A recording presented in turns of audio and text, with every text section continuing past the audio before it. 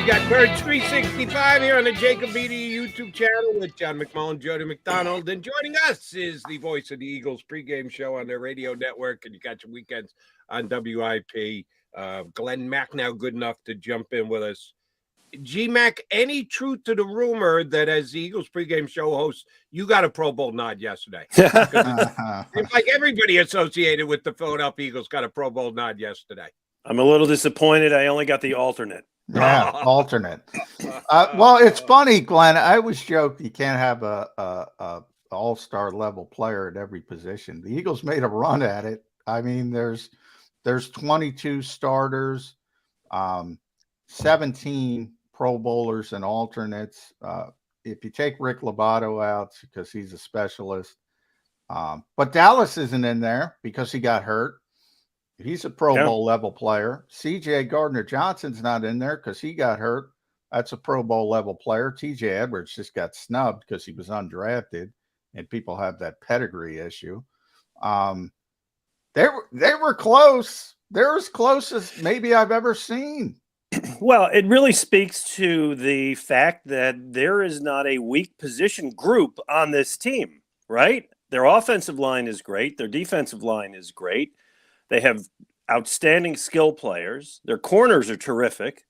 I guess safety, if you have to find any position that's not strong, but it's not weak, they just don't have a single position-based weakness on the team, which is, I guess, how you get to 13-1. Exactly right. Kind of speaks to the record the Eagles are coding these days. But they take their 13-1 record into Dallas, where they have not clinched the NFC East yet because the Cowboys have been pretty good. They still need one more win in their last 3 games. They'd love to get it this week so they can have the flexibility of doing whatever the hell they want during the last 2 weeks of the season. But it looks like it's going to be Gardner Minshew at the helm. Or is it? Jalen Hurts is talking as if he can play. The coach is leaving the door open to the possibility he's going to play. I asked this question to the guest we've had here on Birds 365 and my WIP show the other night. Percentage chance Jalen Hurts starts the game against the Cowboys on Saturday. Out of 100? Yeah. 2. That's exactly the number I said. Is that right? Not 2 out of 10, 2 out of 100. No, and listen, we've all been through this before. This is coaches playing games like, well, he might be ready. Dallas better prepare. And Dallas has to, I guess, have some degree of a game plan for Hurts. But I think in Dallas, they're 98% sure he's not going to play. So they're putting their energy into Minshew, which is really what they ought to do. And it's gamesmanship. I've seen it a million times, as have you. Yeah, I think I put it at 97.9% originally, Glenn. So I was slightly that he off. will That he will not. Well, you're slightly more optimistic than us by 1/10 of 1%. Yeah. Yeah. Gardner Minshew, though, I think he's one of the better backup quarterbacks in this league.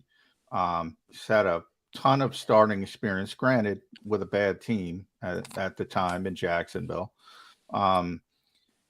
Has good numbers. We saw him against the Jets. Now everyone says, and Jody knows that pain, it's just the Jets, but he played really effectively. In the one, the week 18 game, I kind of throw out because the Eagles played the JV, so to speak. So he was very effective in his one opportunity. I don't think he's going to be overcome by the moment. And we just talked about the supporting cast. Jeff Stoutland University went 100%. Everybody's a Pro Bowler or an alternate. Dallas Goedert's back. He was very effective with Gardner Minshew in that Jets game. The receivers, Miles Sanders, Pro Bowler for the first time. That's a heck of a supporting cast. There's still hope to win this game, right? Oh, gosh, yes. Oh, yeah. Listen, I think Minshew's in a great position because when you are that backup, you always want to prove something that you deserve to be a starter in the league. And as you said, John, his starting numbers were pretty good. I think the last season he started, it was 11 games, maybe 16 touchdowns, 5 interceptions, something like that. Passer rating in the 90s. I mean, that's pretty good. And you are on a bad team. And so that's very good. I think that he's going to know his limitations. They're going to know his limitations, right? The game plan is going to change. He's not going to run like Jalen Hurts did, which I'm sure the Cowboys are delighted about. But he's a good thrower. He's a very good short thrower. I don't know what the over-under is yet, if they've established it on Dallas Goedert receptions. Whatever it is, I'm taking the over. Dallas Goedert's going to have 8 or 10 catches in this game. It's a great game for a tight end. And the Eagles, last time, we'll see if they can do it again, did a terrific job of playing off of Micah Parsons' aggressiveness, right? They got him going one way, full head of steam, and then they went the other way. Now, if they can get him in that same kind of confused situation again, listen, I think they're going to win this game.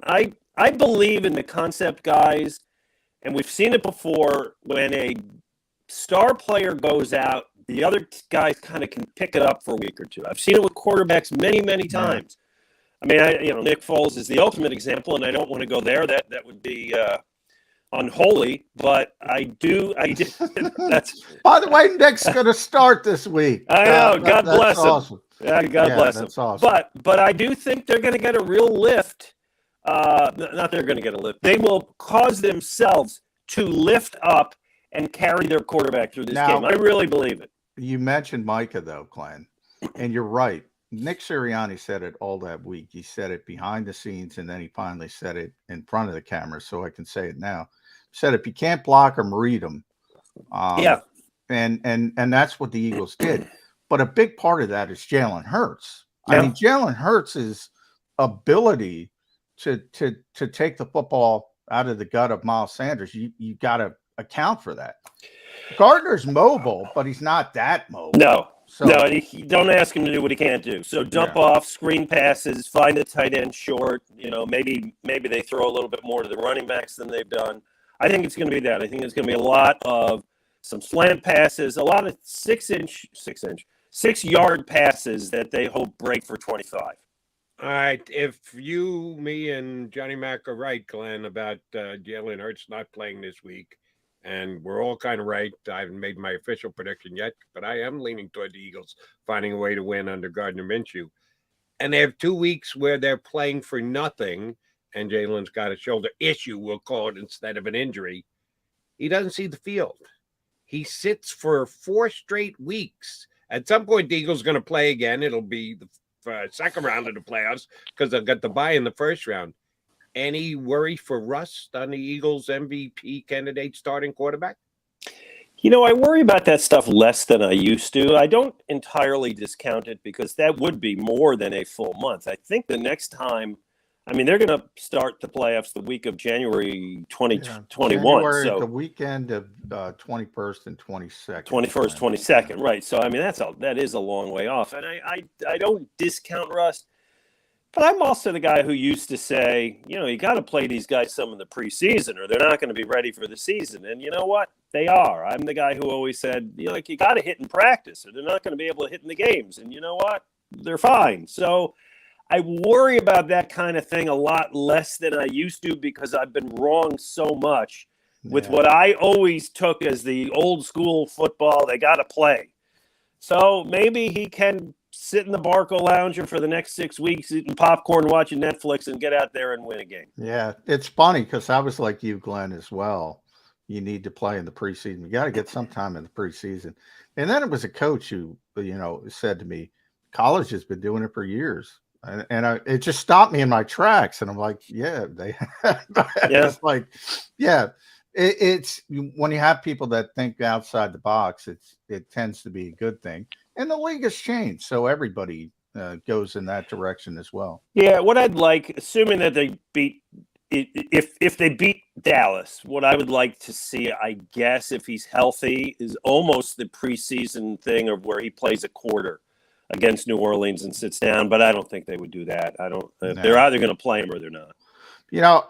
E.J. Smith from the Inquirer, I was talking to him in the locker room, and he brought up an interesting point I want to throw at you, Glenn. And he said, Jalen Hurts isn't hurt in Chicago, and he's 100%, and they go in this game. The Eagles are going to win the NFC East. They're going to get the number 1 seed. there's a very good chance that the Eagles are going to see the Cowboys again in January. That matchup, that 4-5 matchup, it's probably going to be Dallas versus Tampa Bay. Dallas should win that game. Now, they've been imploded in the playoffs so much you never know. Minnesota could get upset as well. So it might not happen, but there's a very good chance the Cowboys and the Eagles are going to see each other for a third time. If Jalen's out there, maybe Nick Sirianni and Shane Steichen don't want to show everything. So in a weird way, with Gardner Minshew out there, they could just throw 60 minutes of Gardner Minshew tape out there, do what they want. And if they see him again, it's going to be completely different anyway. I'm sure that's entered their mind. Well, I'm sure that's entered their mind. I don't know that it's the top of the list of priorities. I do believe that the football ethos is still, if you can play, you play. I think most football coaches, including Nick, would go by that. But I also think, if this kid gets hit and lands on that shoulder again, then he really might be out for a while. I think you just don't tempt it, and that's what it's about. Yeah, give them a little less to scout. To me, that's almost it's a side benefit as opposed to a motivation. It's the fortune cookie that they throw in the bag that at the end you go like, oh, well, that was fun. But G-Mac, does it mean anything that if the Philadelphia Eagles win this week, they're the first Eagle team in franchise history to go 8-0 on the road? Oh, yeah. Oh, it means a ton. Listen, this team is one that I don't think any of us targeted for greatness, right? I was more optimistic than most. I said they're going to go 12-5 and win the division. And I, as I was saying, and I'm thinking, I may be stretching a little bit, but I was optimistic that they were going to be good, that Hurts was going to be good. None of us, nobody, I don't think Jeff Lurie and Howie Roseman in their most giddy moments anticipated that this is a team that has the opportunity to go 16-1. I don't think it will, but it'll probably break the franchise record for wins, right? It's 13-3 is the franchise record. Yes. I know you get the extra game, but they really don't even need it. They would do it without the extra game. To go 8-0 on the road is an amazing accomplishment. To have those 8 Pro Bowlers and all those alternates, it's an amazing accomplishment. I don't want to say it snuck up on us because, again, I thought they would be good. I'm sure you guys thought they would be good. But this great with everything cooking, all those positions, all those position groups, I think it's a franchise that it's a year where if they go down and win the Super Bowl, and I think they have a great shot to do it, will be remembered as the greatest team in franchise history. Yeah, you're right, Glenn. This team is good, and I did not see it coming. And I go back to the Super Bowl season. Obviously, this team is much more talented. Doesn't guarantee anything, right? But this team is much more talented.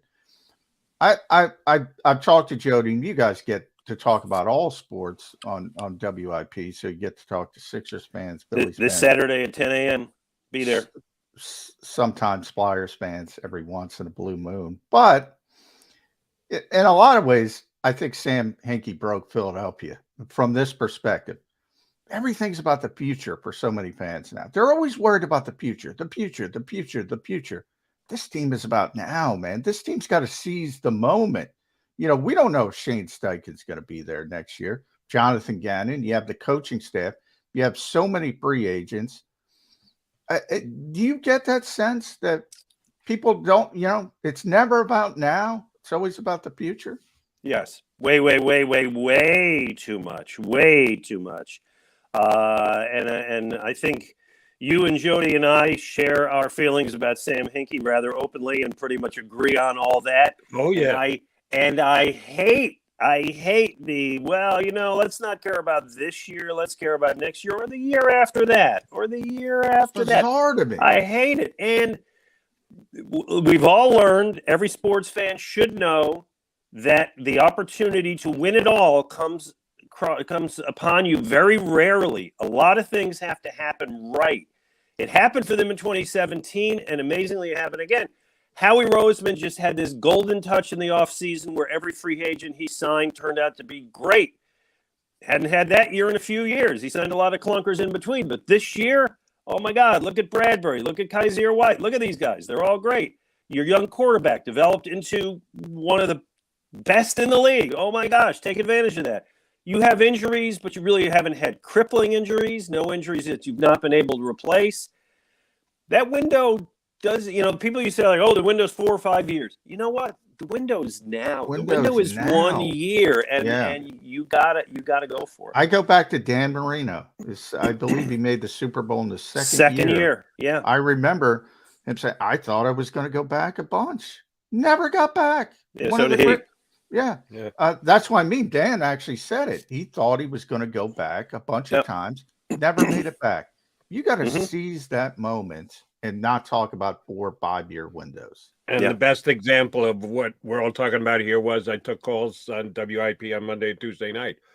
Oh, you got to play Jalen against the Saints because we need that draft pick to be as good as possible. A friggin' draft pick during the offseason. You got to finish this season and maybe have a parade. What the hell are you worried about where that draft pick is going to land? Wow. Stop it. Amazing. It's crazy. There are people that subscribe to that. All right, G-Mac, they're going to play the Cowboys. You'll be doing a pregame show.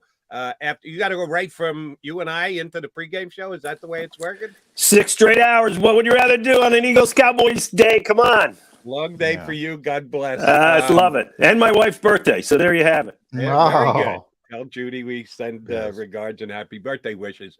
I want to take a peek. Since we're talking about, we might as well do it for this year and also for the future. And the answer could be the same for both, or you can have a divergent point. John and I aren't completely lined up on the way the Eagles used Jalen Hurts last week and how it should affect the way they use Jalen Hurts going forward. Guy got hurt because on a given day, they had a lot of quarterback runs in there. Some of them called runs, some of them Jalen dictated runs in RPOs and zone reads and the like. But he was put at risk a lot in the game against the Bears, and he got hurt. And they're probably not going to have him because of that this week. And I said, I think the Eagles should adjust, not change, adjust the way they use Jalen Hurts in the running game going forward. John has been more, hey, this is the way we do it. We're going to stick. There's not going to be a change. So we're between change and adjust.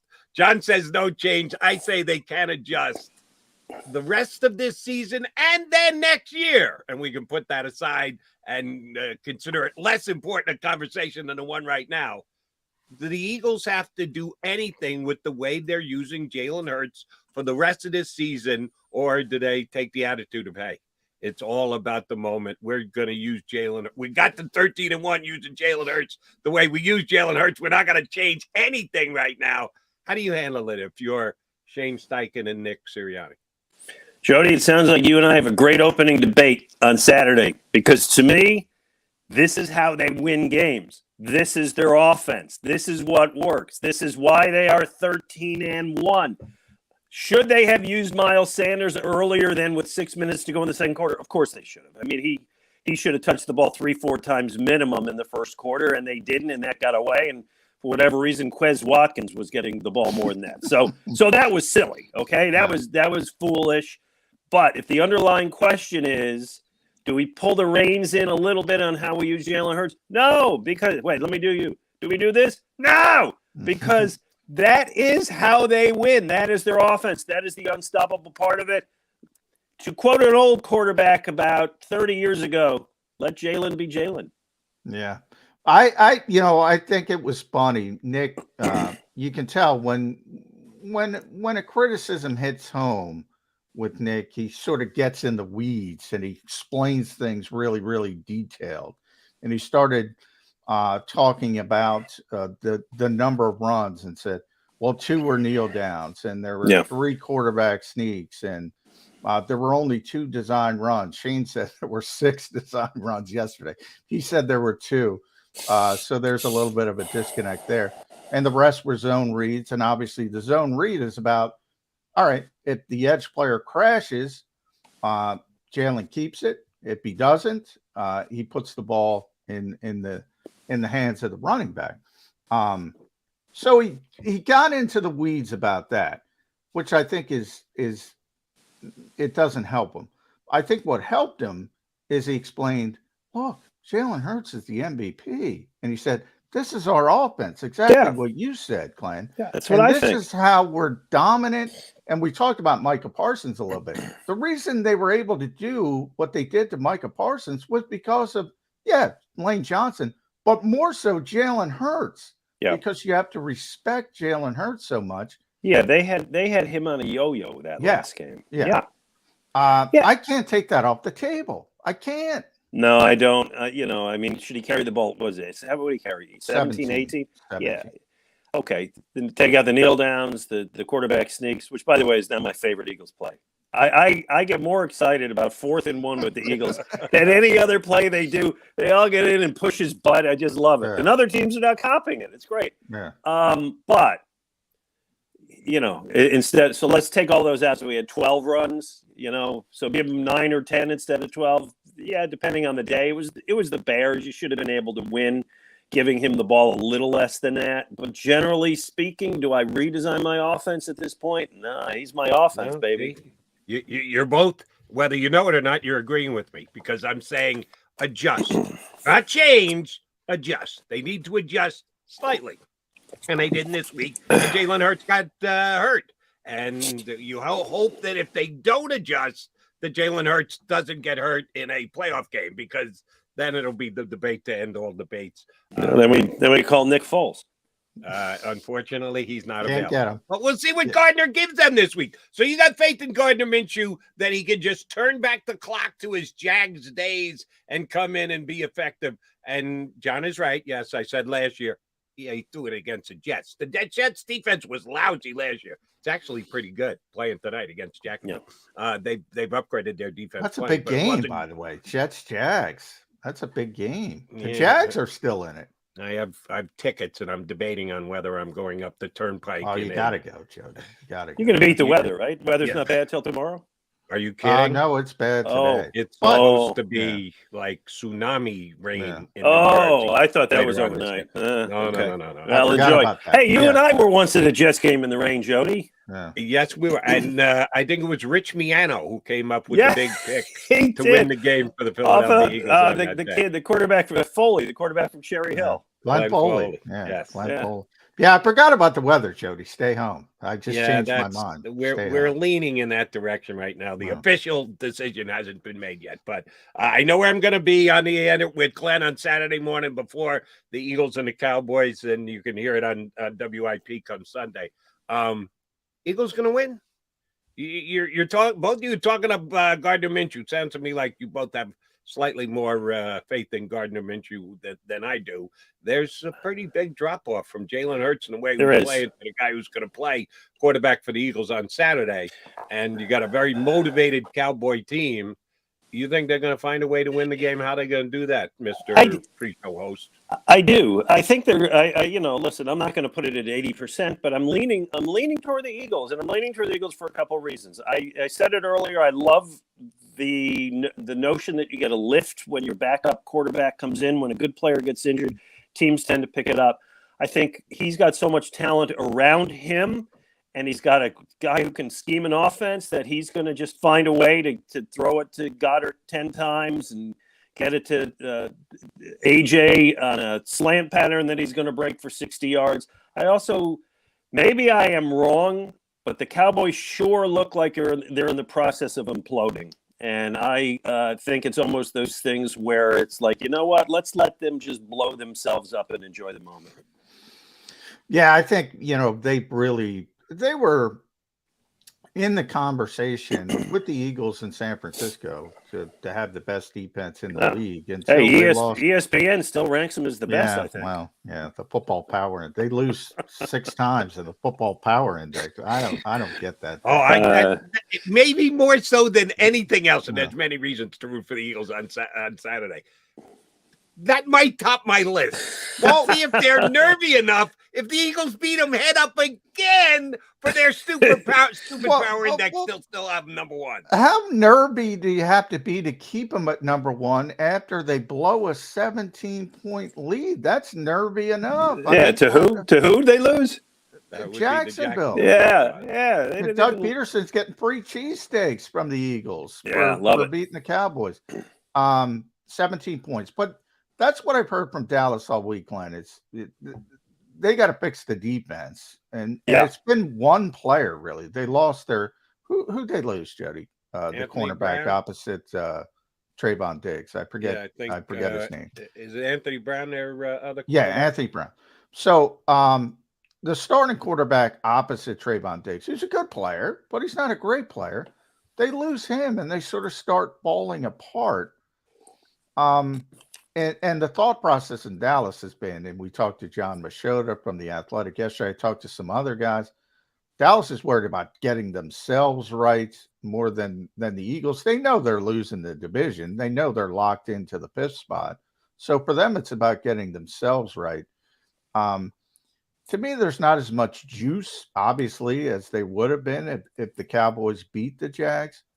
But it's still a good team. And they have playmakers, and they have Micah, and they have Trayvon. I think Tony Pollard is having a great season for people. Yeah, really good player. Yeah. CeeDee Lamb is a great player. It is a dangerous team. Would you agree with that? Well, yeah, it's a dangerous team because they can put up a lot of points in any given week, and we've seen them do it. It's a dangerous team because Parsons, they have a couple of real disruptors on defense, so they could, strip sack you. But I also think it's a franchise just ready to fail. It's a weak franchise where when things go wrong, as you saw against Jacksonville last week, they really go wrong. It is not a team that handles adversity. It has not been that team for I don't know how many years. I think Dak Prescott is a quarterback who's capable of really great things. I think he's a quarterback who's capable of really screwing it up. And what does he throw? 11 interceptions in the last 7 games, something since he come back. A lot of interceptions. So I think they're a good team with fatal flaws. And I think we're going to see some of those fatal flaws. All right, G-Mac, we kind of kicked it around about will it be a run-heavy game or a pass-heavy game, and should it be dictated by what the Cowboys have done all year or what they've done the last couple of weeks without Anthony Brown on the corner?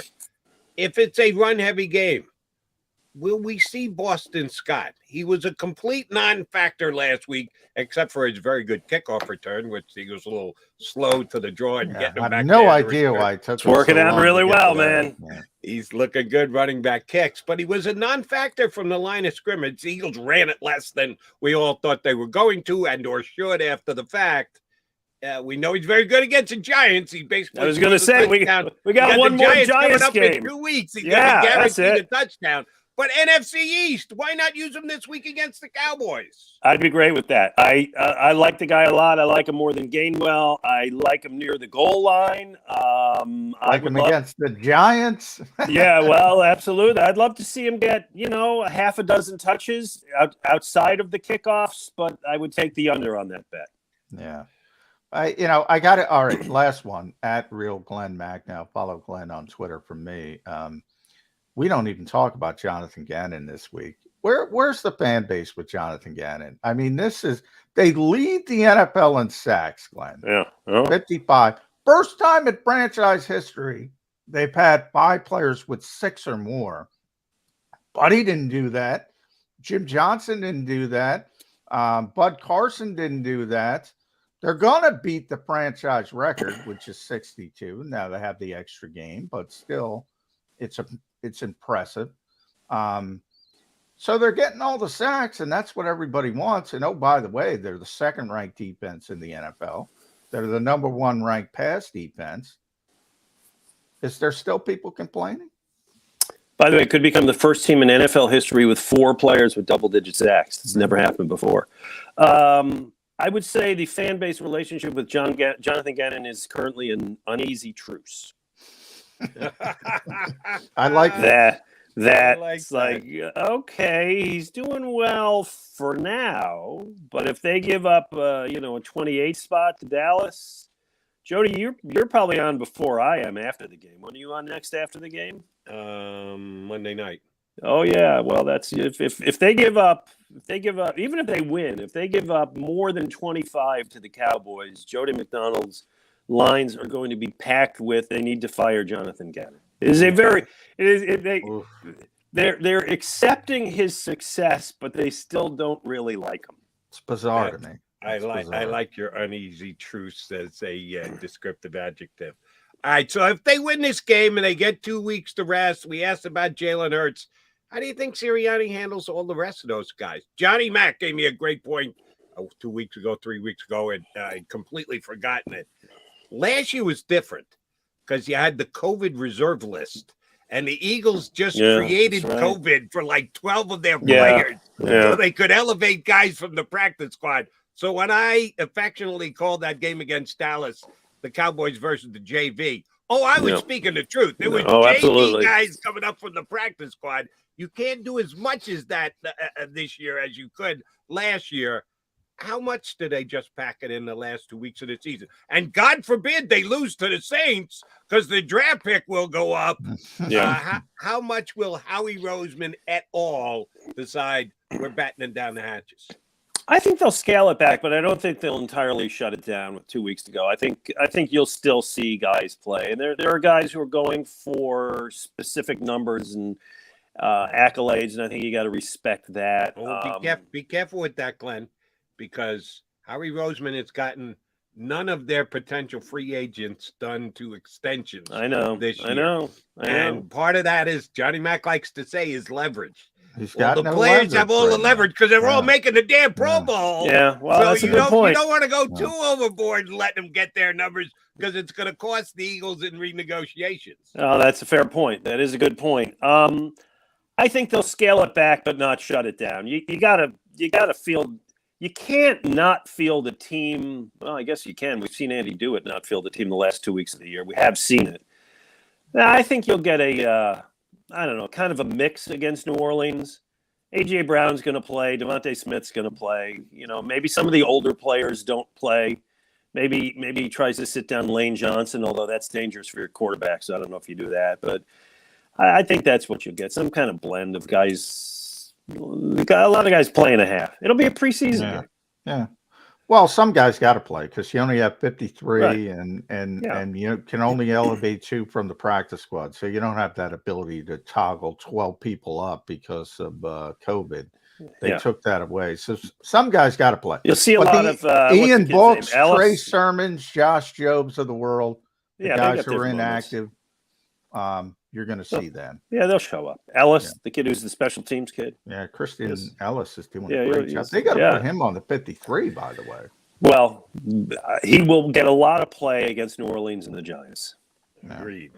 You get play with me on Saturday, Macnow. Yeah. I will be ready to rock and roll, and we'll get the people ready for the Eagles and the Cowboys, and then you'll have your pregame duties. We appreciate you jumping in a little earlier than the pregame with us here on a Thursday on Birds 365. I'll talk to you on the weekend, bud. Anytime. My pleasure, guys. Be well. Thanks, Glen Macnow, Merry happy holidays as well. I was trying to get that in, but he's gone.